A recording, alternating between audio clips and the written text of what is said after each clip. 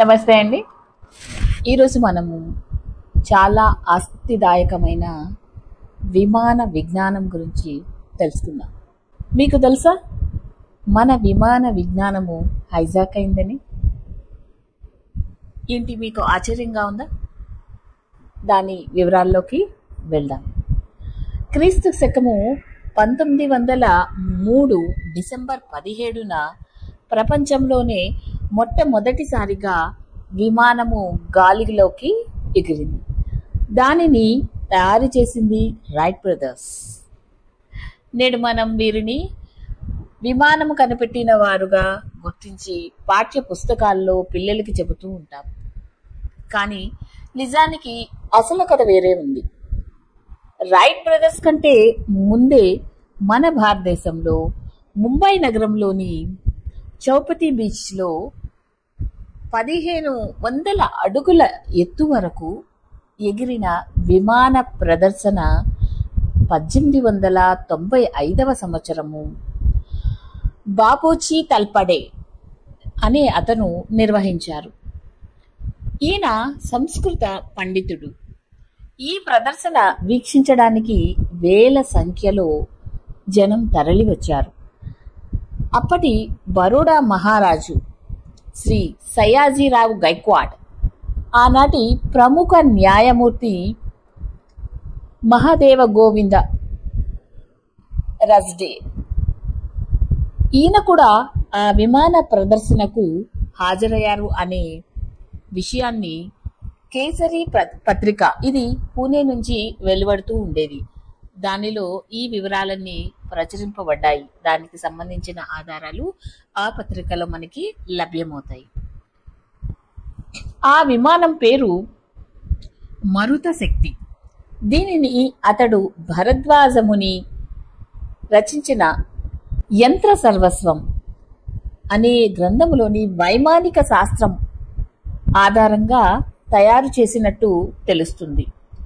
ఈ ప్రయోగాన్ని చేయడానికి ఆర్థిక సహాయము అందించింది బరోడా మహారాజు. అప్పటి బ్రిటిష్ ప్రభుత్వము ఆయన్ని హెచ్చరించి భయపెట్టి తిరిగి ధన సహాయము చేయకుండా నిలుపుదల చేసింది. ఈ పరిశోధన ఫలితాలు, విమాన నమూనాలు వారు కైవసం చేసుకున్నారు. దీనితో విమాన నిర్మాణం మన దేశంలో ఆగిపోయింది. అసలు భరద్వాజముని వైమానిక శాస్త్రం ఏం చెప్తోంది? అంతటి విజ్ఞానము ఎందుకు కనుమరుగైంది? ఆ విషయాల మీద పరిశోధనలు ఇంకా ఏం జరగలేదా? జరిగితే ఎందుకు వెలుగులోకి రాలేదు? ఇలా ఎన్నో ప్రశ్నలు మనకి కలుగుతూ ఉంటాయి.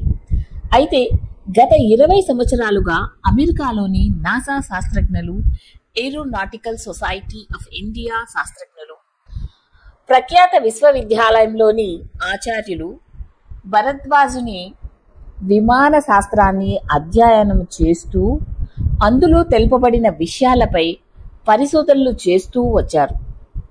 ఈ విమాన శాస్త్ర గ్రంథములో చెప్పబడిన విమాన నిర్మాణ విద్య దానిలో నిక్షిప్తమై ఉందని అందరూ గుర్తిస్తున్నారు. ఈ విమాన శాస్త్రము ఆ యంత్ర సర్వస్వంలోని ఒక భాగం. దీనికి బోధనానందుడు అనే పండితుడు టీకా తాత్పర్యము రచించారు. కానీ ఆ పాఠం ఏమీ ఇప్పటికీ లభ్యం కావటం లేదు.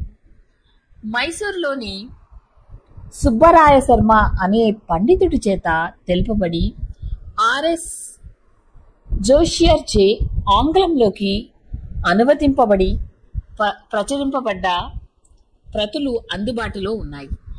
ఈ పుస్తకం పూర్తి పాఠము www.factx.com అనే వెబ్సైట్లో మనం చూడవచ్చు. దీన్ని నేను పూర్తిగా స్పెల్ చేస్తాను. ఆ స్క్రీన్ మీద కనిపిస్తున్న వెబ్సైట్లోకి వెళ్ళి మీరు చూడవచ్చు. భరద్వాజముని రచించిన విమాన శాస్త్రంలో 8 అధ్యాయాలు, 100 అధికరణలు, 500 సూత్రాలు, 3000 శ్లోకాలు, 32 రహస్యాలు కలవు. దీనిలో 25 ప్రాచీన విమాన శాస్త్ర గ్రంథాలు పేర్కొనబడ్డాయి. వీనిలో అగస్త్య మహాముని రచించిన శక్తి సూత్రము, ఈశ్వరుడు అనే పండితుని చేత రచించబడిన సౌదామిని కళ, శకటాయుని రచన వాయుతత్వ ప్రకరణం, నారద మహర్షి వైశ్యానల తంత్రము, ధూమ ప్రకరణము, నారాయణ మహర్షి రచించిన విమాన చంద్రిక, సౌనక మహర్షి రచించిన వస్త్రయాన తంత్రము, గర్గ మహర్షి రచించిన యంత్ర కల్పము, వాచస్పతి రచించిన యాన బిందువు మొదలైనవి ఉన్నాయి.